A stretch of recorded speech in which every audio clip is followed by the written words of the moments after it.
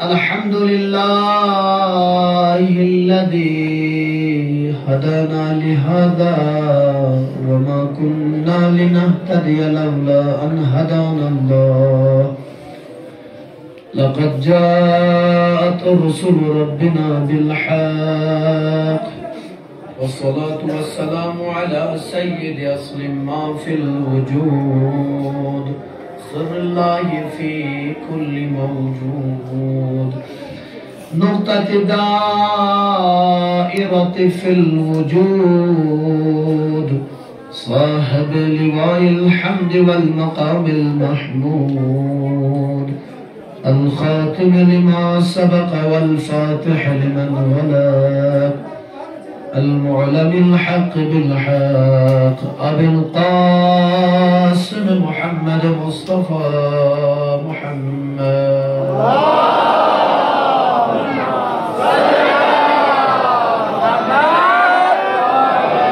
وآله الطيبين الطاهرين المعصومين المظلومين المنتجبين أما بعد قال رسولنا الكريم صلى الله عليه وآله وسلم سيأتي على أمتي زمان لا يبقى من القرآن إلا رسم ولا من الإسلام إلا اسم يسمون به وهم أبعد الناس منه مساجدهم عامرة وهي خراب من الهدى نساؤهم قبلتهم بطونهم آلهتهم صلوات پر محمد و آل محمد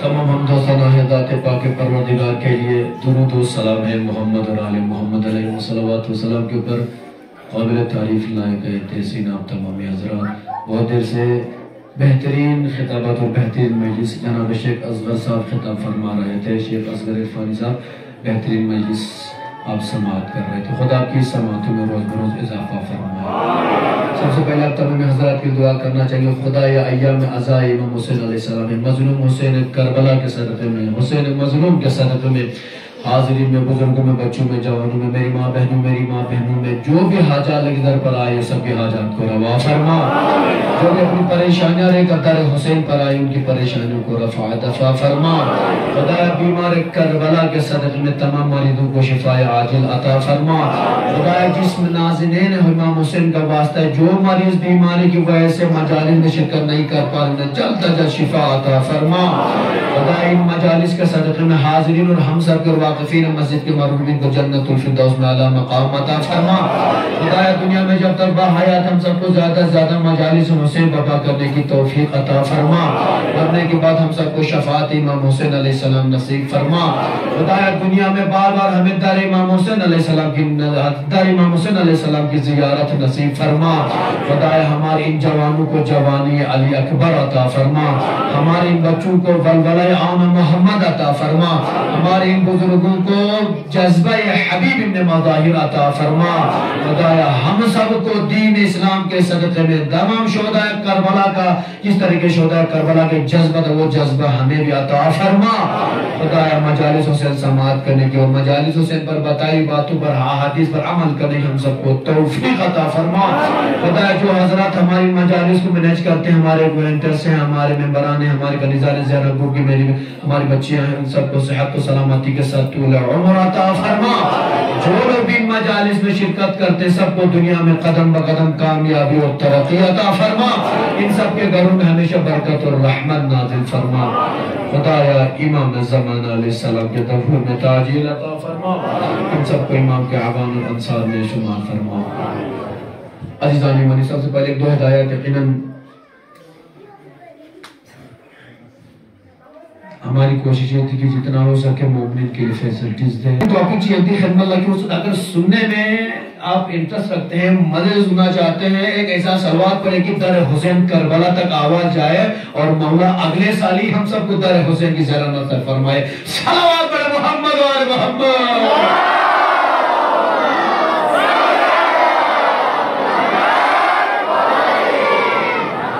پیغمبر اکرم صلی اللہ علیہ وآلہ وسلم ارشاد فرماتے، کل میں نے بتایا کہ پیغمبر نے کچھ اوصاف بتائے تھے کہ میرے بعد زمانے میں کیا ہونے والا ہے. اسی کو کنٹینیو کرتے ہوئے پیغمبر اکرم صلی اللہ علیہ وآلہ وسلم فرماتے، سیاتی علی امتی زمان، میرے بعد میری امت کے اوپر ایک ایسا زمانہ آئے گا. کون سا زمانہ آئے گا؟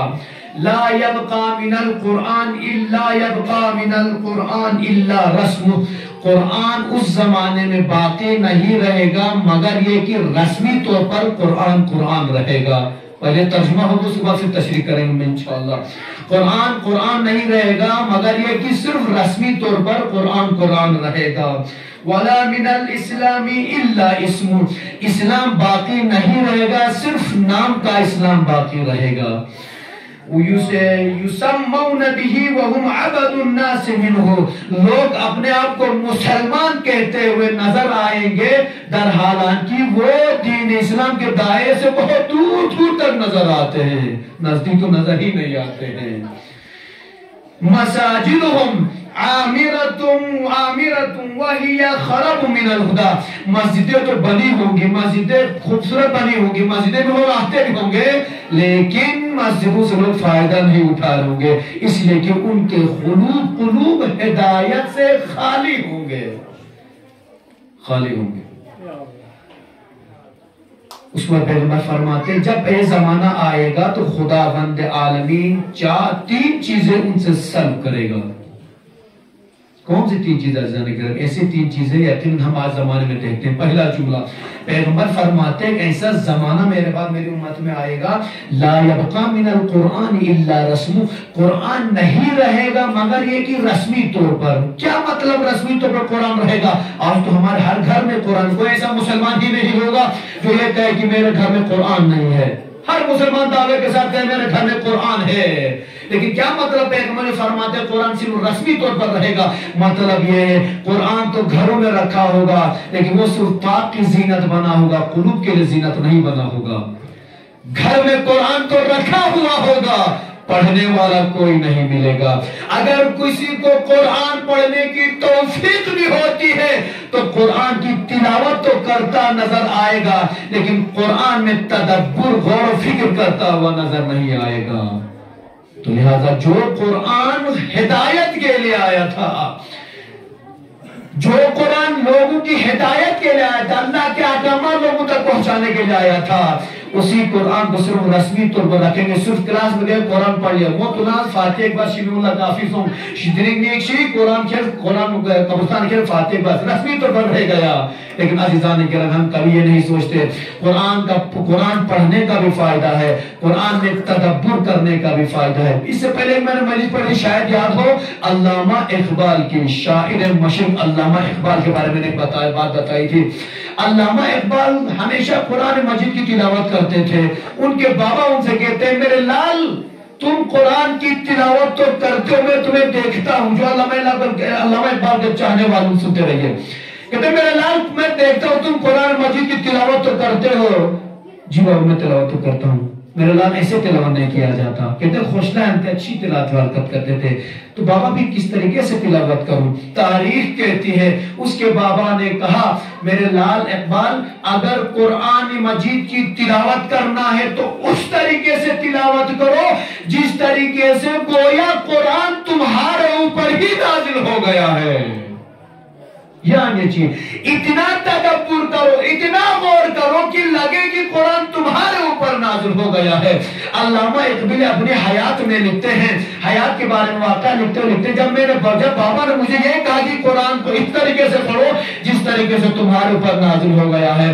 علامہ اقبال صبح سے شام تک ایک آیت کی تلاوت کرتے تھے اور اس پر اتنا غور و فکر کرتے تھے، جب اس آیت کی تلاوت کرتے تھے غور کرتے تھے، اتنے آنسو بہتے تھے کہ قرآن مجید گیلا ہو جاتا تھا آنسو کی وجہ سے۔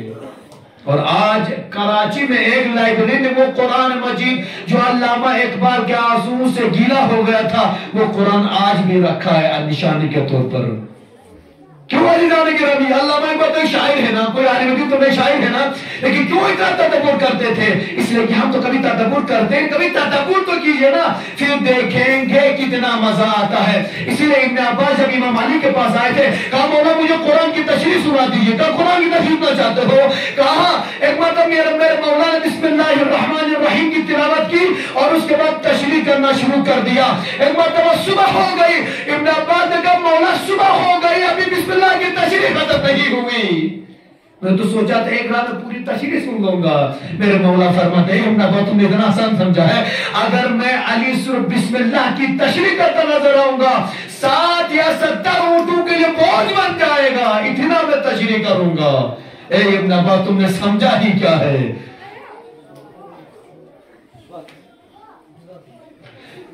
تم نے سمجھا ہی کیا ہے کہ قرآن مجید کی تشریح کیا ہے؟ اے ابن عباس یاد رکھنا، خداوند عالمین نے جو کچھ پورا قرآن مجید میں رکھا ہے وہ بسم اللہ الرحمن الرحیم میں رکھا ہے، اور جو بسم اللہ الرحمن الرحیم میں رکھا ہے وہ بائے بسم اللہ میں رکھا ہے، اور جو بائے بسم اللہ میں خدا نے رکھا ہے وہ نقطہ با میں رکھا ہے۔ پھر اے ابن عباس یاد رکھنا، دنیا والوں کو بتا دو انا نقطہ تحت البا، اے ابن عباس میں وہ نقطہ ہوں جو با کے نیچے آتا ہے۔ کیوں عزیزان گرامی؟ امام علی نے اپنی تشریح با کے نقطے سے کیوں دی؟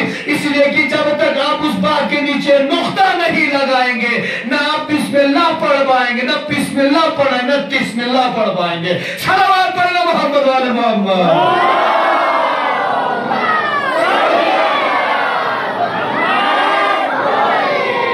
اگر وہ با کا نقطہ ہم سمجھ ہی نہیں پائیں گے، تا سے شروع ہے، با سے شروع ہے یا تا سے شروع ہے، سمجھ ہی نہیں پائیں گے۔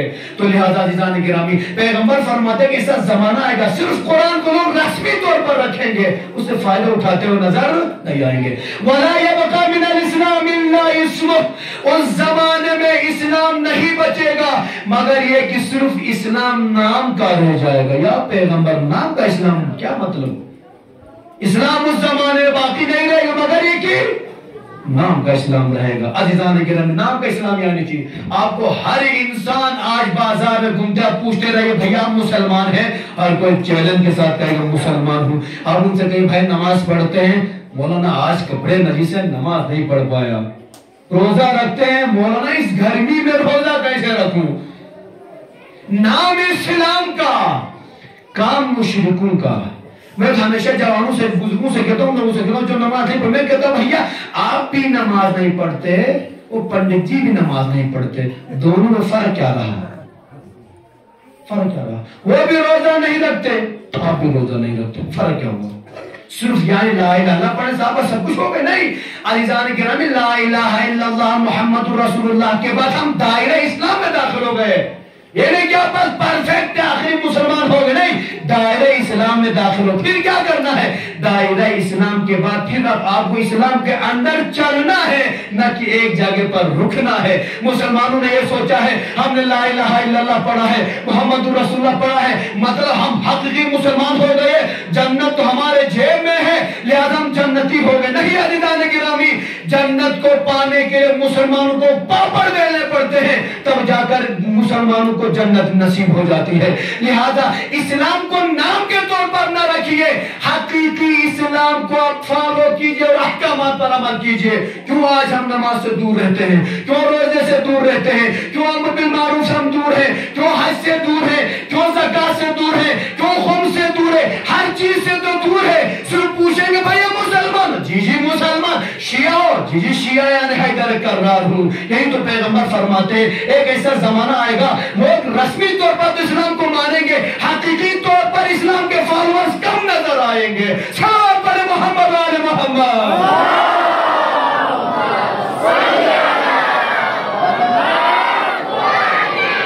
پیغمبر فرماتے ہیں اس کے بعد لوگ اپنے آپ کو مسلمان کہتے نظر آئیں گے در حالانکہ دور دور تک اسلام کے اوصاف اس کے اندر پائے ہی نہیں جاتے ہیں. پھر پیغمبر فرماتے ہیں مساجدہم عامرتم من البنا مساجدہم عامرتم وہی خراب من الہدى. لوگ مسجدیں تو بنائیں گے، مسجدوں پر آئیں گے بھی، لیکن کبھی ہدایت حاصل کرنے کی بھی کوشش ہی نہیں کریں گے. اے بھیا دو خطیب خطابت کرتے پھر اس سے زیادہ ہم کیا ہدایت کر سکتے ہیں؟ اے مولانا لوگوں تو کام ہی ہے ممبر تو نہ کون باپ سے نہیں امت یہ حدیث شبارہ میں حدیث کے اندر چیئے آپ کو کیا نتیجہ لیا؟ یا شیخ اظہر عرفانی صاحب نے اتنی بہترین مجلس پڑھی، آپ نے کیا نصیحت کیا؟ اچھی یوں دا سو پکائی بینے سو تھتا اچھی کچھ تبینی سو شیخ بارہ مو دا کچھ تبینی چوک سی دکھ سے نتابر کھڑ نہیں اس. آج زمانے میں یہی ہے. پیغمبر فرماتے ہیں کہ آپ مسجد تو بنے ہدایت ان کے دلوں میں نہیں ہے. حالانکہ ہر انسان کے مائنڈ میں یہ ہونا چاہیے تھا دار تبلیغ میں اگر مجلس ہو رہی ہے تو ہم ہدایت لینے جائیں گے نہ کہ تبرک لینے جائیں گے. پیغمبر فرماتے ہیں کہ ہدایت سے ان کے قلوب خالی نظر آئیں گے. اگر ہر انسان ہدایت پاتا ان مجالس اور محافل سے آج اسلام کے اتنے فرقے نہ بنتے، آج اسلام اتنے ٹکڑوں میں نہ بڑھتا. کسی نے ہدایت حاصل نہیں کی، لہذا جس نے دو باتیں کہہ دی اس کے پیچھے چل گئے، لہذا آج اسلام 72-73 فرقوں میں بڑھ کر رہ گیا. اس کے بعد اور ایک حدیث پیغمبر فرماتے ہیں جب یہ زمانہ آئے گا یقین یاد رکھے گا کہ نساؤہم قبلتہم. ایک ایسا زمانہ آئے گا لوگ اپنی بیوی کو ہی اپنا قبلہ سمجھیں گے. کیا مطلب قبلہ سمجھیں گے؟ یعنی جس کو ہم اردو میں کہتے ہیں لوگ جورو کا غلام بنے نظر آئیں گے. جورو غلام یعنی انیز زرخان کو بس انیز مریض سون زمدریوں سے انیز آڑتا سیت انہیں موز میں چیزوں انیز مسلم زمدر موز کجھو ہر چیز خاتون کے اوپر. پیغمبر فرماتے ہیں لوگ اسی کو ہی اپنا سب کچھ سمجھ لیں گے.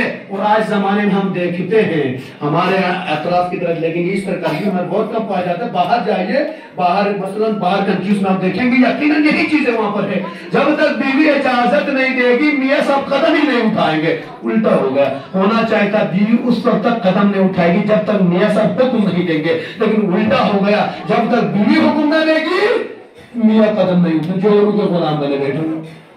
پھر پیغمبر فرماتے ہیں دنانیرہم دینہم. پھر ان کا دین کیسا ہوگا؟ ان کا لوکڑا ہی پیسہ ہی ان کا دین ہوگا. یعنی جتنا پیسہ ہوگا وہ سمجھے گا کہ مجھے دین ملا ہے. آج اسی لیے یاد رکھیے گا عزیزان گرامی، جہاں پر لوگوں کو بھیکایا جاتا ہے، پہلے ڈالر بھیکایا جاتا ہے، پیسے دیے جاتے ہیں، پیسے دینے کے بعد ہم کہتے ہیں یہ بھکا ہوا آدمی تبھی تو فلاں صاحب کے خیال پر چل رہا ہے. آج ہم کہتے ہیں جو غرب کی جو چاپلوسی ہے، جو غرب کی جو چالاکی ہے، اس پر اگر کوئی عالم ان کے حساب سے بولتا ہے تو ہم کہتے ہیں فلاں صاحب کا ایجنٹ ہے جو ان سے پیسہ آیا ہوا ہے، ان کے اشارے پر ناچ رہا ہے. پیغمبر ان کا دین ہی یہی ہے. اس کے بعد کیا ہوگا؟ اس کے بعد پیغمبر فرماتے جب یہ زمانہ آئے گا سیاتی علی الناس زمانو سیاتی زمان علی امتی یفرون من العلماء کما یفر الغنم عن الذئب. ایک ایسا زمانہ میری امت کے اوپر آئے گا لوگ عالموں سے اس طریقے سے دم دبا کے بھاگیں گے جس طریقے سے بھیڑیا کو دے کر بھیڑ بھاگتا ہے.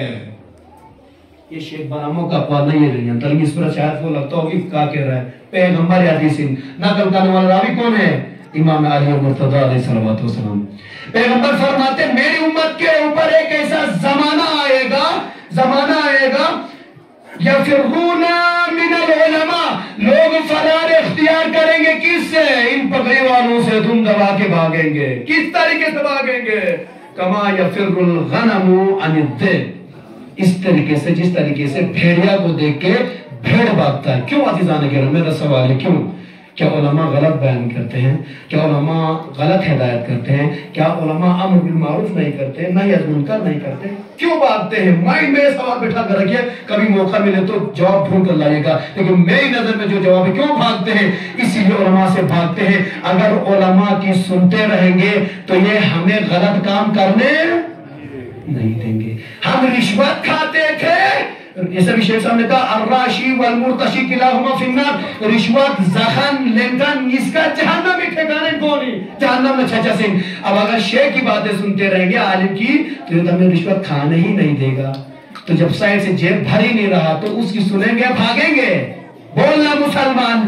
اب عالم کے لوگ قریب آئیں گے دور بھاگیں گے، لوگ گالی گلوچ کرتے نظر آتے، عالم کا یہ غالبتوں گناہین، غیبت مبوس گناہین، چکل خوری مبوس گناہین، تہمت متوں گناہین، الزام تراشی مبوس گناہین۔ ہر چیز تو عالم نے روکا، آزادی سالف ہو گئی، لہچی اچھا سنگھ آج کے بعد شیخ برہمو کوئی قریب نہیں جائے گا، دیوسی گناہ، اور چین ہم کیا کریں پھر زندگی میں، اس سے اچھا کیا ہے دار التبلیغ ہی نہ جاؤ، اب سنیں گے ہی نہیں تو مزے سے زندگی گزاریں گے، غیبت کے آرام بس پاس کلار بس بیت، چکل خوری بیت، تہمت بیت، رشوت آزید شاک بچی پتہ چھتے۔ پیغمبر فرماتے کہ ایسا زمانہ آئے گا لوگ علماء سے بھاگیں گے، کیوں بھاگیں گے؟ اس لیے کہ علماء فرائض انبیاء کو بجا لاتے ہوئے امر بالمعروف نہی از منکر کرتے نظر آئیں گے، اور یقیناً جب بھی جو بھی انسان امر بالمعروف کرتا ہوا نظر آتا ہے، نہی از منکر کرتا ہوا نظر آتا ہے، لوگ اسی کے دشمن بنے نظر آتے ہیں۔ اس کی مثال تاریخ میں ہے، پیغمبر نے امر بالمعروف کی، سب سے زیادہ پیغمبر کے دشمن نظر آئے، امام علی نے امر بالمعروف کی، سب سے زیادہ دشمن امام علی کے نظر آئے، امام حسین نے امر بالمعروف نہی از منکر کی، امام حسن کو زہر دیا گیا، امام حسین علیہ السلام نے امر بالمعروف نہی از منکر کی، امام حسین کے سر کو تن سے جدا کر دیا۔ تمام ہمارے علماء کی جمع میں ہمارے ائمہ علیہ السلام کی جب ہسٹری دیکھیں گے، جن ائمہ علیہ السلام کی ہسٹری آپ پڑھیں گے، ہر امام کو یا تو تلوار سے شہید کر دیا گیا ہے یا تو انہیں زہر دے کر شہید کر دیا۔ کیوں شہید کر دیا گیا؟ اس لیے کہ یہ ہمیں غلط کام سے ٹوکتے ہیں اور ہم چاہتے ہیں کہ غلط کام کرے۔ صلوات پڑھے محمد والے محمد۔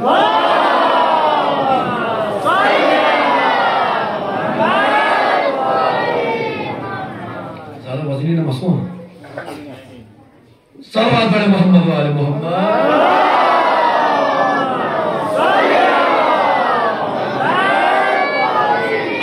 حدیث کو شارٹ کرتا ہوں، حدیث ابھی جملے انشاءاللہ سے کبھی سنائے دے زندگی نہیں تو بتائیں کہ پیغمبر فرماتے میرے بعد میری امت میں کیا زمانہ آنے والا ہے، لہذا پیغمبر فرماتے جب یہ سب زمانہ ایسے ایسے حالات ہوں گے تو اس کے بعد خدا بند عالمین کیا کرے گا؟ فَإِذَا كَانَ كَذَلِكَ ابْتَلَاهُمُ اللَّهُ تَعَالَى بِثَلَاثَةِ أَشْيَاءٍ، جب یہ زمانہ آئے گا اس زمانے کے لوگوں کو پاک پروردگار تین چیزوں پر مبتلا کرے گا۔ ایسا نہیں کہ عزیزان گرامی خدا نے حرام کرا دیا ہمارے لیے، ایک چیز کو حلال کرا دیا، ایک چیز کو جائز ایک چیز ناجائز، ہم دونوں کرتے جائیں یا صرف ناجائز کرتے جائیں تو خدا خاموش، خدا کی لاٹھی ضرور برستی ہے، آپ کو سن آواز نہیں آتی، برستی ہے تو ایسی برستی ہے پٹاخ سے کہ آپ کو لگتا ہے کہ کیا ہو گیا۔ صرف پیغمبر فرماتے جب یہ زمانہ آئے گا تو خداوند عالمین تین چیزوں پر مبتلا کرے گا۔ الاول یرفع البرکۃ من اموالہم، جب یہ زمانہ آئے گا لوگ یہ سب کام کرتے بھی جو میں نے حدیث کے جملے بتائے، جب یہ زمانہ آئے گا تو خداوند عالمین سب سے پہلے ان کے اموال میں سے برکت اٹھا دے گا۔ کیا کریں گے پیغمبر فرماتے خداوند عالمین ان کے اموال سے برکت ہی اٹھائے گا۔ اے بھئی یہ جاب کا تو کتنی تنخواہ ہے؟ مولانا 80,000 ہے، 90,000 ہے، 1,00,000 ماشاءاللہ 1,20,000 تو کتنا بچت ہو جاتا ہے؟ کیا مولانا زد سار بس اپنا یہ خالی شنو زد سار بس اپا یہ جاب والے بہتر جاب دیں گے۔ چھات ہمیشہ جاؤ، چھات ہمیشہ اللہ کیوں شرما رہا ہے بھائی؟ چھات چیزوں سے انسو کچھ گڑبڑ ہے، کچھ گڑبڑ ہے، نہیں تو 90,000 لاکھ روپے 80,000 سے مہینہ نہیں چلتا۔ اور ہمارے مولانا اجازت پوری کتنی تنخواہ ہے؟ وہ بولے مجھے اتنی سی تنخواہ ہے، مہینہ کیسا گزرتا ہے؟ الحمدللہ 10,000 میں الحمدللہ، وہاں 1,00,000 میں بھی ناٹ الحمدللہ، چیزوں سے مطلب پیغمبر فرماتے جب یہ زمانہ آئے گا خداوند عالمین ان کے اموال میں سے برکت اٹھا دے گا۔ ایک چیز، دوسری والثانی صلت اللہ علیہم سلطانا جائرا، جب یہ زمانہ آئے گا تو خداوند عالمین ان کے اوپر ایک جابر و ظالم حاکم کو ان پر مسلط کرے گا۔ کنتا زمانہ چھی ہم لوگ آج سے کچھ سال پہلے ہم لوگ منموہن سنگھ صاحب کی حکومت میں زندگی کرتے تھے. اتنا شریف آدمی من اکمی بات پہ نہ لے کبھی کچھ بولتا ہی نہیں بندہ, کبھی ہمیشہ خاموش پکڑی پہ بیٹھا آرام سے کبھی کچھ نہیں بولتا تھا. ان کی حکومت چلی گئی, مودی صاحب کی حکومت آ گئی. میں صرف ان لوگ سے پوچھوں گا جو جاب کرتے ہیں, بھیا آپ کو سکون منموہن صاحب کی حکومت میں سکون تھا یا مودی صاحب کے زمانے میں سکون ہے؟ سب کہیں گے اللہ بچائے مودی کی حکومت سے. ایک دن غائب ہو گیا, اگلے دن سسپینڈ. وہاں پہ مہینہ منموہن سنگھ کے زمانے میں گھوم پھرنے جاتے تھے, پوچھنے والا نہیں تھا. مطلب چیزوں چھوڑا آیا تھا, مطلب کو دیوسوں پیغمبر فرماتے جب طغیانیت کرتے رہو, ہر چیز نور کرتے رہو گے, خداوند عالمین ایک ایسے بادشاہ کو ہمارے پر مسلط کرے گا, پھر ہم فرار اختیار کرنا چاہے, فرار اختیار نہیں کر سکتے ہیں. مسلط بجسن ظالم و جابر بادشاہ. تیسرا پیغمبر فرماتے ہیں والثالث یخرجون من الدنیا بلا ایمان. جب یہ زمانہ آئے گا لوگ اس دنیا سے نکل جائیں گے مگر یہ کہ ایمان ان کے دل میں کچھ بھی. ہمیشہ دعائیں دو سب ہمیشہ دعا کی وجہ سے خدایا آخری وقت بھی ہمیں ایمان پر قائم رکھنا, یہ دعا ہمیشہ کرتے رہنا. ہمیشہ حدیث میں بھی ہے, علماء فرماتے ہیں کہ آخر وقت میں بھی شیطان اگر ہمیں بہکانے کی کوشش کرتا ہے, ہمیں ہمارا ایمان خراب کرنے کی کوشش کرتا ہے, لہذا ہمیشہ دعا کرنا کہ خدایا آخر وقت میں بھی ہمارا ایمان سلامت رہے. ایسا نہ کہ جاتے جاتے میں اس طرف نہ چلا جاؤں. لہذا عزیزان گرامی پیغمبر فرماتے ہیں جب یہ زمانہ آئے گا تو لوگ مریں گے, اس دنیا سے چلے جائیں گے, خارج ہوں گے, لیکن ان کے دلوں میں ایمان. عزیزان گرامی ہم نے نمازیں پڑھی, روزے رکھے, سب کچھ کی عبادتیں کی, مدرسے کی, عزا کیے, روئے گریا کیے, سب کچھ کی فریاد کیے, لیکن خدا نہ خاصہ مریں گے تو جب ہم بے ایمان مریں گے تو وہاں پر ہماری شفاعت نہیں ہوگی. لہذا انشاءاللہ چونکہ وقت کو ماوسوں سے لہذا دن اختتام میں انشاءاللہ یاد رکھیے گا ان احادیث پیغمبر کی جو میں نے جملات بتائے انشاءاللہ لائف ہے تو اس کے بعد ابھی اور بڑھاتے جائیں گے کیا کیا زمانے میں ہونے والا ہے, اور آج ہم دیکھ بھی رہے ہیں زمانے میں. لہٰذا ان تمام چیزوں اجتناب کیجئے, فرامین اہل بیت کو فالو کیجئے, قرآن کے احکامات پر عمل کیجئے, معصومین علیہ الصلوۃ والسلام کے احکامات پر عمل کیجئے. ہم نے چھوڑ دیا معصوم کو ہم نے غریب بنا دیا, قرآن کو ہم نے غریب بنا دیا. ان القرآن محجور, قرآن محجور ہو گیا, چھوڑ دیا قرآن کو لوگوں نے. لیکن ہمیں چھوڑنا نہیں ہے, قرآن کے دامن کو تھامے رہنا ہے, اہل بیت علیہ الصلوۃ والسلام کے دامن کو تھامے رہنا ہے. لیکن تاریخ کہتی ہے جب امام حسین علیہ الصلوۃ والسلام جب نکلے ہیں, جب سفر مکے پر نکلے ہیں, مدینہ چھوڑ کر نکلے ہیں, امام کے ساتھ ان کے اصحاب بھی ہیں, انصار بھی ہیں. لیکن تاریخ کہتی ہے جب امام حسین علیہ السلام مکے پہنچے ہیں, پہنچنے کے بعد وہاں سے لوگوں نے خطوط بھیجنا شروع کر دیا, مولا ہم ہدایت کے محتاج ہیں, آپ تشریف لائے اور ہماری ہدایت فرما دیجئے. امام حسین علیہ الصلوۃ والسلام نے وہاں سے ابن عساکر کہتے ہیں کہ وہ ابن عساکر کہتے ہیں 12,000 خطوط آئے, کچھ لوگ کہتے ہیں نہیں 12,000 لوگوں نے جناب مسلم بیعت کی, کچھ لوگ کہتے ہیں 18,000, کچھ لوگ 30,000 تک بتائیے. اور خطوط کی تعداد بتایا گیا ہے کہ 12,000 خطوط آئے, 12,000 خطوط. سب کا مضمون کیا تھا, مولا آپ کوفے تشریف لائیے, ہم ہدایت کے محتاج ہیں, آپ ہماری ہدایت کی تشریف لائیے. عزیزان گرامی امام حسین علیہ الصلوۃ والسلام ہدایت کے لیے, جب ہدایت کی بات آ گئی, فرزند پیغمبر لوگ ہدایت فرمائیں گے, اپنے بھائی جناب مسلم سے فرماتے اے مسلم وہاں سے اتنے خطوط آئے ہیں, لوگ مجھے بلا رہے ہیں, اے مسلم تم چلے جاؤ, میری طرف سے سفیر بن کر چلے جاؤ. اے مسلم وہاں جانے کے بعد مجھے حالات سے آگاہ کر دینا, اسی حساب سے میں قدم بڑھا دوں گا. تاریخ کہتی ہے جناب مسلم بن عقیل امام حسین علیہ السلام کے سفیر ہیں, سفیر حسین ہیں. آج تنہا سفر پر نکلے, اپنے بچوں کو لے کر سفر پر نکلے ہیں. جب جناب مسلم کوفے پہنچے ہیں, چھپ کر گئے تھے, دکھا کر نہیں, لیکن جب لوگوں کو پتا چلا کہ جناب امام حسین علیہ السلام کے سفیر آ رہے ہیں, بھائی آ رہے ہیں, لوگ جو باہر آئے استقبال جناب مسلم کے لیے. اللہ اکبر, غربت کا زمانہ پردیس میں کیسا ہوتا ہے آپ کو سمجھ سکتے ہیں. جناب مسلم کو اتنے شان و شوکت سے دعوت دے کر بلایا گیا تھا. سفیر حسین ہیں. لوگ جو گروہ در گروہ نکلے استقبال کے لیے.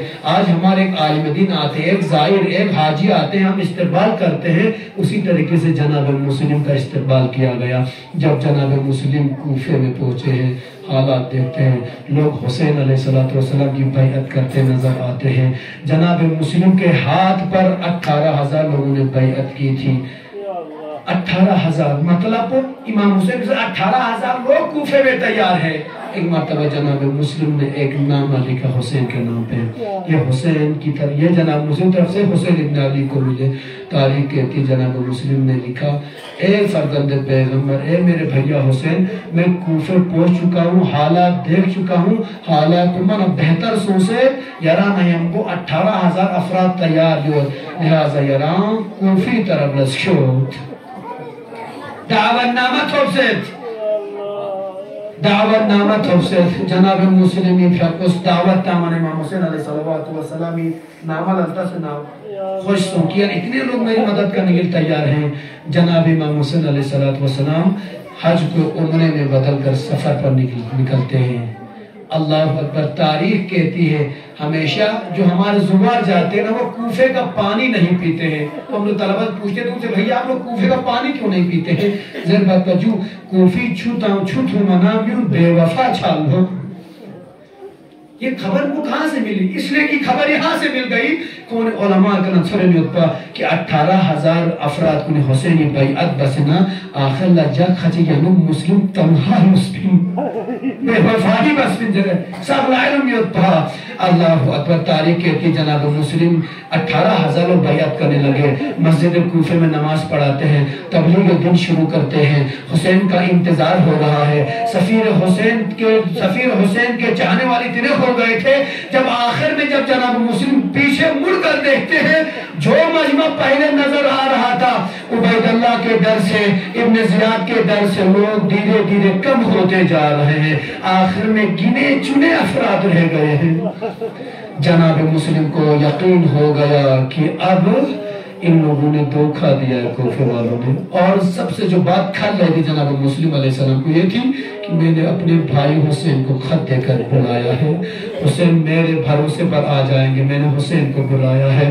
تاریخ کہتی ہے کبھی جناب مختار ثقفی کے گھر پر رہے, کبھی جناب ہانی کے گھر پر رہے. آخر وہ زمانہ بھی آیا کہ جو گنے چنے لوگ ساتھ دے رہے تھے, خبر پھیلائی گئی کوفے میں کہ شام سے یزید کی طرف بڑا لشکر آ رہا ہے, جو بھی مسلم کا ساتھ دے رہا ہوگا ان سب کو قتل کر دیا جائے گا. لوگوں نے مسلم کو تنہا کرنا شروع کر دیا. جب صبح کی اذان ہو گئی, مغرب کی اذان ہو گئی, جناب مسلم دیکھتے ہیں مسجد میں گنے چنے افراد رہ گئے ہیں.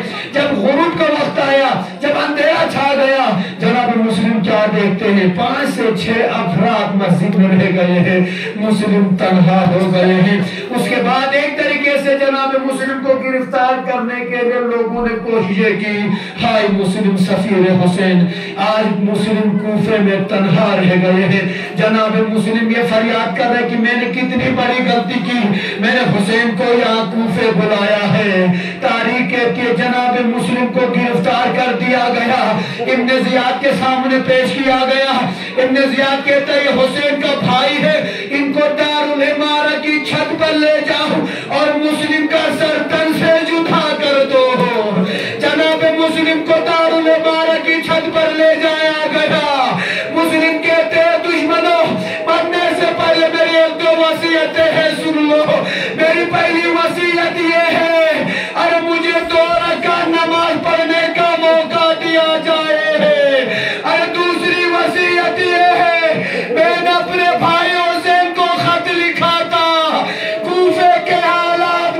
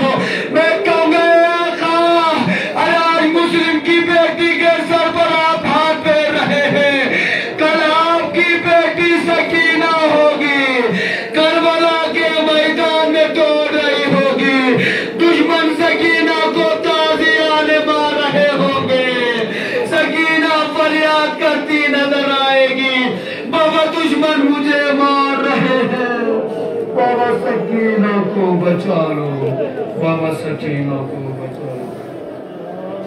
اللہ